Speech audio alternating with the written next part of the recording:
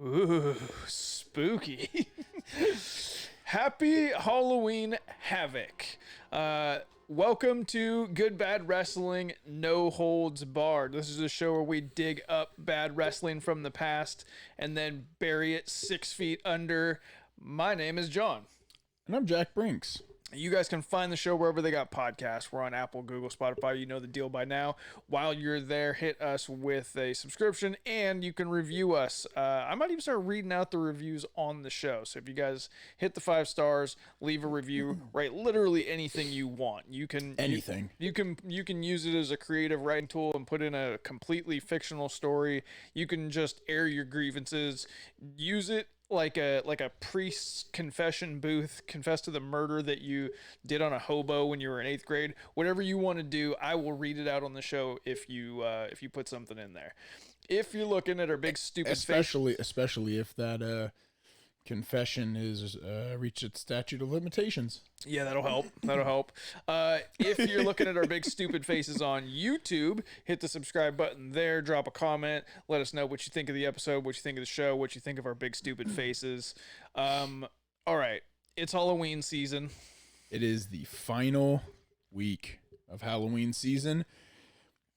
How about that Halloween Havoc from NXT, right? That was something that we definitely watched and was great, and isn't taking place in our future. Yeah.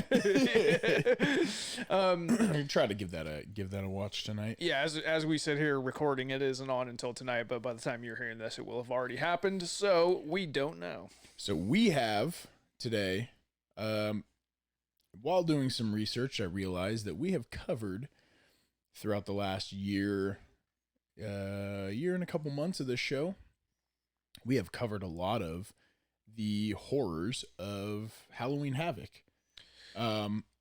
Unknowingly, and because we're not professional, we didn't save them for the appropriate time. So we've covered things like the sumo monster truck match, the debut of the Yeti. Yeah, which was the same show and same match, sort of, and we glossed over it and had to come back to it. We covered the DNA match between the Tori Wilson. Yeah, between Buff Bagwell and David Flair. Mm-hmm. What else have we covered? We watched all of Halloween Havoc 93. All of Halloween Havoc 93. Was accidentally good.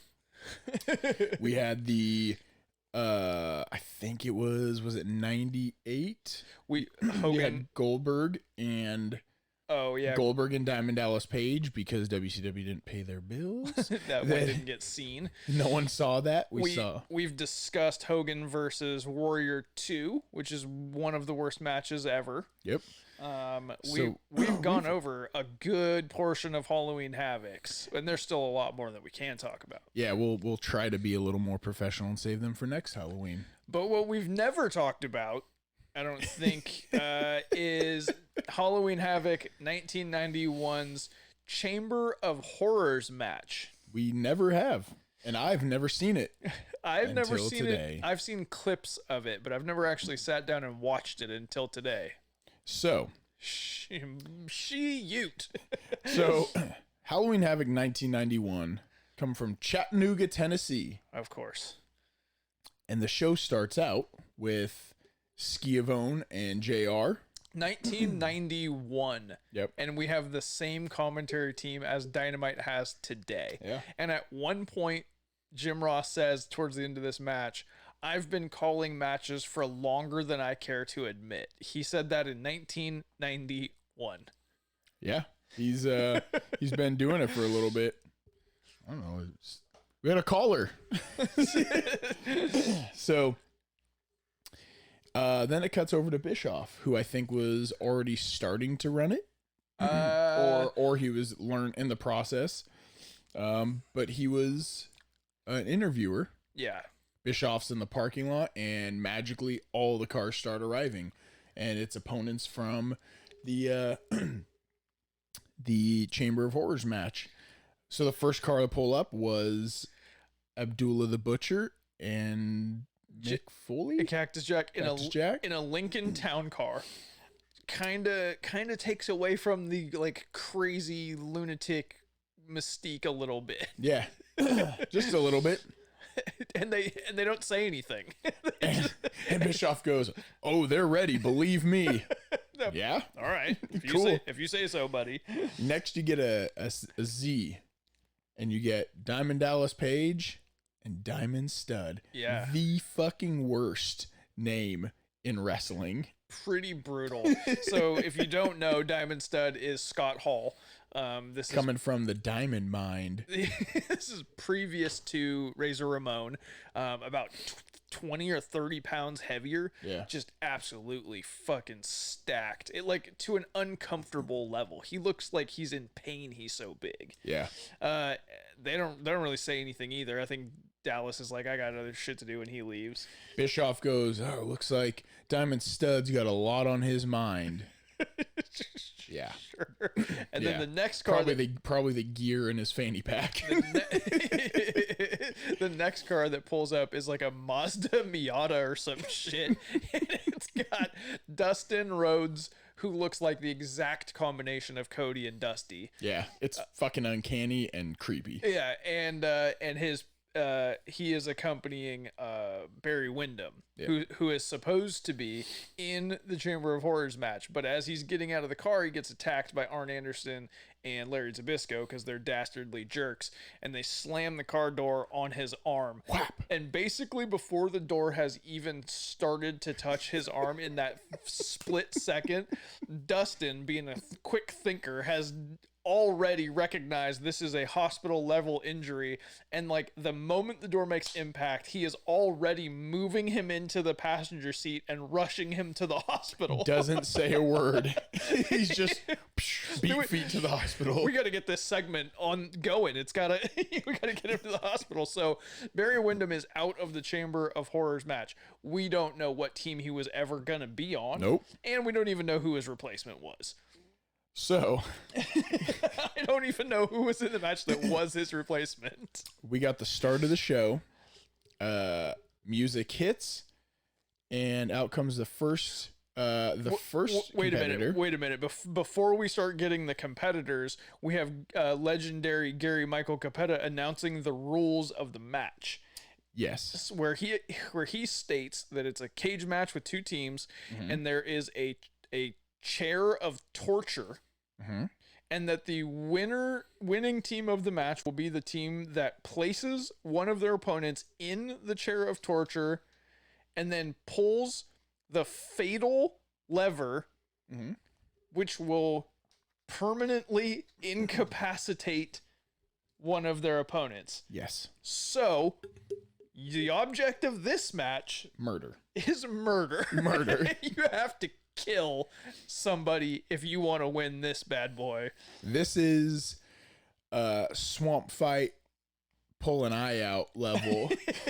So now here come your 8 competitors who signed on the dotted line for a match that ends with death. And 7 of the competitors all come out to the same song. Some of them from team 1, some of them from team 2, back to team 1, more people from team 2, another one from team 2, then some more team 1. I don't fucking know who's on what team. So we have I just had it here. Okay. So all right, so they all come out.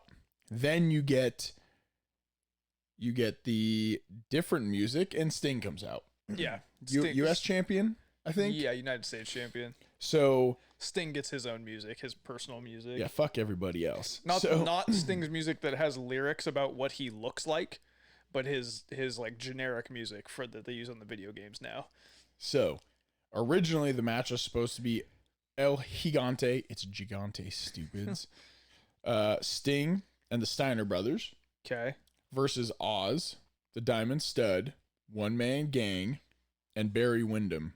So 3 of those 4 nowhere near the fucking match. Oz was in the little beginning intro thing for the pay-per-view. Yeah. So what I'm reading here with Barry Windham was attacked. Why? I don't know. Because he didn't want to get murdered. one man gang left the company before the pay-per-view. He was Max Payne. No, he's not Max Payne. It's a different guy. Never mind. Go ahead. All right. Stupid. So in this match we have El Gigante, Steiner Brothers and Sting versus Cactus Jack, Abdullah the Butcher, Diamond Stud, Vader, and Vader. Yeah. So, in this fucking weird looking cage, and all fucking mayhem starts breaking loose. Yeah. What Cactus? Okay, so the match like starts. I don't remember hearing a bell or whatever. First of all, the cage looks completely and utterly chintzy. It looks like it's going to come toppling down at any minute. So you have the combination of the cage wobbling and 80s 90s video wobble. Like the actual video tends to wobble in these like really old things, especially in wrestling because poor video quality. So I was getting like motion sickness watching this thing. Well, what did you think about the referee camera? Also, you have the WCW having a claim to inventing the GoPro because they have the referee wearing a helmet with a camera on it, which is called the referee, which they show before they tell. Yeah. So I just was like, what the fuck am I seeing right now? Yeah. Where is this kid? You just see it's just moving around. And also the referee, there are no rules. The referee has absolutely no job in this entire match. You don't need a ref. So not once. So what is he doing? He's trying to just stay out of the way. So where is he looking? Where there's nothing happening so that he can get to there. So, which is why you hardly ever see the referee camera. So it's kind of a cool concept. The match kicks off outside of the ring. Cactus Jack jumps Sting, and then like I at no point until you just read it to me, couldn't have told you who the teams were. Yeah, couldn't have told you who the teams were. So Cactus had brought a chainsaw, and and Rick Steiner gets a hold of it and can't start it, and then just puts it down. He either couldn't start it or he realized, what am I even going to do if I do start it? Yeah, get this going. Where do we go from here? Maybe it's better it didn't start. I mean, it is a match where you're supposed to murder somebody. So. Yes, just lop off a limb and call it a day. Yeah, you killed them the wrong way. You lose. So they start fucking going to blows. Everyone, it's a melee. You have some of the most athletic people in the world, like El Gigante and Abdullah the Butcher. Yeah, some real just work rate guys. And there's caskets in the match, and at one point a casket falls down and somebody comes out of the casket. Just some random Dark Order goon looking guy. And here's what you never want to do in your life is surprise Scott Steiner. No. Because it doesn't work out well for this guy, just like it wouldn't work out well for anyone. And he gets absolutely walloped by Scott Steiner and left. And then just throughout the match, people just walk by and kick this guy in the face as he's handcuffed to the cage. No explanation. No reason. Schiavone or JR go, well, that's exactly what you can expect in a Chamber of Horrors match. Anything can happen.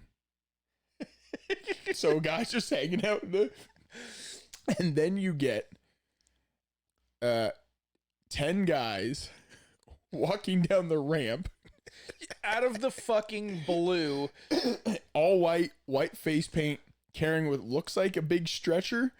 And they go, those must be the ghouls. No, like Tony Schiavone is the best ever at letting you know what you're watching is fucking stupid, and he feels like it's stupid. Yeah. Because he goes, these must be the ghouls. I was like, oh, because I thought it was dead Lynyrd Skynyrd. They have like mullets and mustaches, and they just take a knee and wait. I just watched the match. Or whatever the fuck we're watching. They just get a good view. The match itself, you have some guys in there that can work, like the Steiners and Sting and Vader, Cactus to a degree, but there's no pinfalls, there's no submission, so it's just clubs. It's just clubs to the back. And a lot of fucking blood. Kendo sticks, and so at one point Sting grabs the lid to the casket and he has it up over his head and Cactus Jack's head, and he throws it straight up in the air, and it comes down straight on top of Cactus's head and makes a sickening thud. And then as Cactus is like a couple minutes later getting back to his feet from that shot, recovering, fucking Scott Hall comes running over. So Hall is in the ring. Cactus is out of the ring. He comes running over to the ropes and swings over the top of the ropes and levels Cactus in the face with a kendo stick. Blammo. Gross. Yeah. So loud. So I'm sure it was hard way. He's fucking bleeding like a stuck pig, like only Cactus Jack can. Yeah. Shocker, Abdullah bleeds. Yeah. I'm surprised he didn't show up bleeding. And everyone was dirty? Everyone's super like really, really dirty. There's like black stuff all over everybody. No idea where that's coming from or why. Like the announcers didn't comment on it. Pretty strange. Yeah. Did you happen to notice Rick Steiner's singlet? No. It's half black and half orange, but it's 90s orange, like neon orange. And it has just randomly placed. Remember back in the day, there used to be a store in the mall that was like a wall of different like vinyl cutouts, and you could use them for like to make like a sign or a sticker on the back of your car or whatever. Nope. And you could go in and just be like, here's the letters I want, or you could be like, pick from the wall. And it's like it was. Nope. I don't remember that store. Everybody else knows what I'm talking about. So he had that, like the number 2 and the number 7 of a witch and a black cat and the word guts and the word blood. Super Halloween. like little kid kindergarten class decorations of a witch and a black cat and stuff on the orange side of his singlet. So we mentioned at the top of this how you finish the match, how you win the match. Right. You have to pull the fatal lever. So this lever, which is conveniently flopping back and forth to on and off. The off position is up and the on position is down, and it just keeps falling on all by itself. There's cables on the bottom of the box hanging down, and they're connected to nothing. So they also, not only did they invent GoPro, but they have the first ever Bluetooth electric chair. Yes, exactly. At one point, so this is a team versus team match. At one point, Shivani even says there hasn't been any teamwork. None. Not once. He's right. There's no indication of teams at all. At one point, Cactus starts climbing the cage towards the lever, and there is no one in the chair. And then Sting or somebody comes and hits him and knocks him down. And then at another point, you see a referee from the outside of the cage climb up and try to tape the lever to the up position. So where does the chair come from, you ask? From the heavens. So they're fucking brawling, and you see the lights flicker, and the chair, like a little shark cage, comes lower down. Cactus Jack gets thrown off the top rope, and he's laying in the middle of the ring, and it's coming down.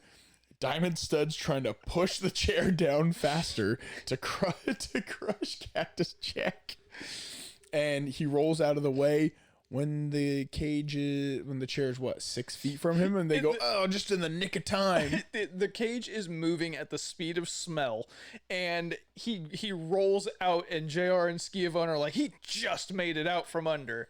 Pause, and then it touches down. and the chair isn't simply a chair. What's better than one cage? 2 cages. It's in its own cage.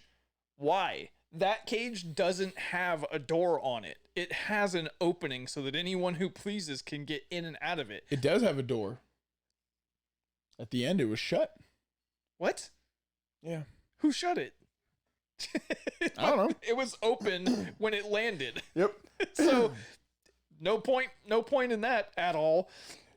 So they brawl around some more. They finally get to what's going to be the finish of the match. So the finish of the match, what I'm guessing was supposed to be, was they stuff Rick Steiner, who's on the good guy team, into the chair while Cactus Jack has his hand on the lever.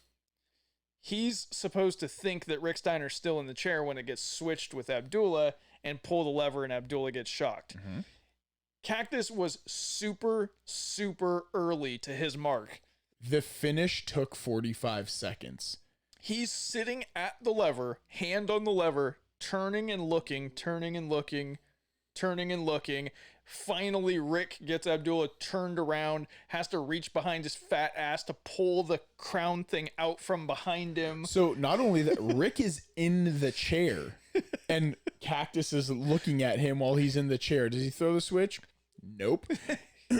Suplex, gets the hands locked down, headset is behind him, and they struggle to pull this thing out, and Cactus Jack's just hanging out on the cage. Yeah, not pulling the lever. While he thinks Rick is in the chair. So it's exactly opposite of the kayfabe swerve that it was supposed to come across as. Yeah. What it looks like is that he waited to kill his tag team partner. That's what I think happened. At one point, somebody was beating on Abdullah, and Cactus like did the airplane like movie theater shimmy to get around them to get to the switch. If somebody was whooping your ass right now and I needed to get to the other side of the room, I would excuse me. Can I get by here? Think skinny. and then so Abdullah ends up in the chair. Cactus pulls the switch. All hell breaks loose. Sparks flying. Ring catches on fire. Literally, the ring itself catches on fire. It looks really cool. Yeah, until it zooms in on Abdullah the Butcher, and the fucking headpiece that's supposed to be electrocuting him is 6 inches from his fucking head. Not touching him in the slightest. So how is he being electrocuted? And he's just selling the shit out of it. And then the announcers are talking about like, oh, we don't know what kind of condition he's in, but he's in the seated position and he doesn't seem to be conscious. And you can see him just blinking, like blink, blink, blink, blink, blink. Like he seems like he's all right to me. So Cactus comes over to check on everyone else in the match. Just about face and walks away nonchalantly. Going to get my check. You win some, you lose some. Yeah. And someone died. That's all good. Whatever. And Cactus goes over and starts like screaming in his face and jostling him, trying to revive Abdullah back to life. Abdullah wakes up, opens his eyes, and levels Mick Foley into the ropes. I don't think Cactus took off the restraints. Right? So he just got up out of the chair. So earlier, why didn't he just get up out of the chair? You're looking for logic where logic doesn't exist, meaning WCW. Yeah. So not only does he level him, then he leaves. So the cage had been raised up, right? The initial cage. And the way this was set up was the ramp comes out to the cage. It's kind of like a Hell in a Cell. So they move up the cage. Now they have a gap between the ring and the ramp. So you got these 4 guys bringing in this empty section. So Abdullah is leaving the ring. Guys are bringing in this section. He just boots one of the guys in the side of the face. And Abdullah's what? 9,000 pounds? Yeah, this dude is not a wrestler. And they're holding this thing up off the ground. And he just goes, go fuck yourself, and steps on it while they're trying to put it in place. Yeah, kicks homie in the face, just like stagehand, kicks him in the face, and then just stands on the thing, which forces them to kind of drop it, and it coincidentally lands pseudo in place.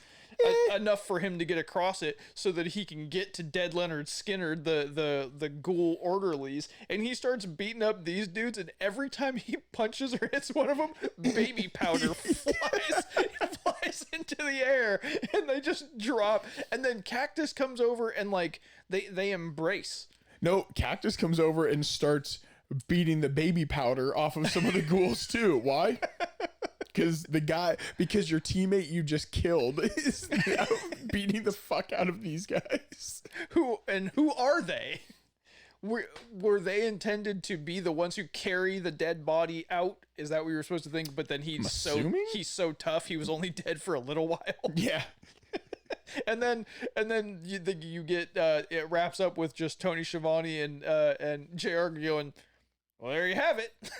these are the results, and you just have Mick Foley and Abdullah bleeding, just glaring at the camera. Yeah, and then you have to proceed with a normal pay-per-view from this point forward, because that was the first match of Halloween Havoc 1991. So with everything we've covered, where does this fall? So we haven't covered, there's about 18 years of Halloween Havoc. But what we've covered over the year and a half, where does this fall on your scale of Halloween Havoc crap? Are you... I need you to refine it, like on a good bad scale. Yes. Okay, so first of all, is it good bad or is it disqualified? It's good bad. It's fucking good bad. It's amazingly good bad. So in the things that are good bad, so you want to know like on a level of enjoyment. So you compare that to, say, the Sumo Monster Truck. 1,000,000 times better.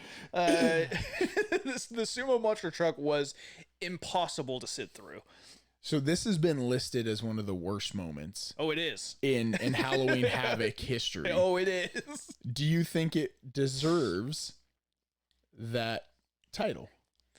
Worst in a Dave Meltzer star rating? Yeah.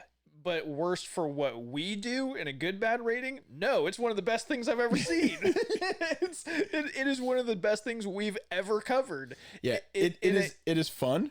Yeah. It's entertaining. If you guys haven't seen it, I mean, you're stupid and you should have watched it before you listen to our dumbasses talk.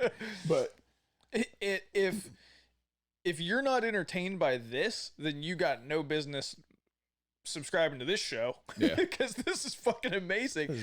Also, I was considering this while we were watching it. What are the two things that El Gigante is known for? Other than clothes with pubes on it? Is basically being big. The match against the Undertaker and this. Yeah. Yokozuna at WrestleMania. I don't think he wrestled Yokozuna. Didn't he? At the Caesar's Palace? No, that was against the Undertaker. Oh, yeah. So, and Baywatch. These are the two things that he's known for. Ugh. Brutal. We didn't even mention Vader, other than that he was in it. Oh, yeah. He didn't do his sweet ass helmet and shoulder pads. He didn't, as you guys know, Vader's my fucking guy. He didn't do anything. No. In this match. Diamond Stud didn't do anything. This is an amazing piece of good bad garbage. Yeah. And I'm here for it. I love it. Now I can call my Halloween complete. It is done. How does it compare? Okay, let's branch out of Halloween Havoc and compare it to some recent bullshit. How does it compare to the Swamp Fight? Oh, dude, this is 10 times more watchable than the fucking Swamp Fight. Fuck, goddamn Swamp Fight. How does it compare? What was it called? The Bray Wyatt. These things all have Bray Wyatt. How does it compare to the Bray Wyatt Randy Orton fucking bullshit house? What was it called? House of Horrors? I think it was the House of Horrors match, where it was Bray Wyatt's actual house, and Randy Orton ended up burning it down at the end of the match. I don't even remember it. Oh, we're gonna have to cover that bad boy. Yeah. we're gonna have to.